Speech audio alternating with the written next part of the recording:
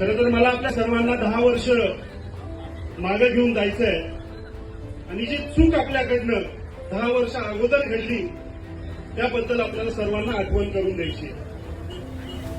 10 वर्षापूर्वी आपल्या सर्वांसमोर एक दाढीवाला जादूगर आला आणि त्या दाढीवाल्या जादूगारने आपल्या सर्वांना सांगितलं की आता आपण जे आयुष्य जगताय ते आयुष्यच नाही. आता जी महागाई आहे त्या महागाईला मी कमी करणार.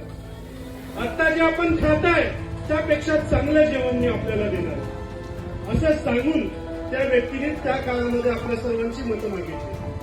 व आपल्या सर्वांना सांगितलं की मी प्रत्येकाच्या खात्यामध्ये 15 लाख रुपये देणार, या देशातील युवकांना 2 कोटी नोकऱ्या देणार आणि या देशामध्ये जी महागाई वाढलेली आहे ती महागाई आपण कमी करणार.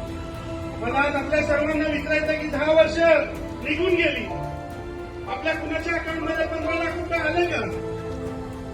आपल्या मुलाबाळांना कुठं नोकऱ्या गव्हर्नमेंटमध्ये भेटल्या का?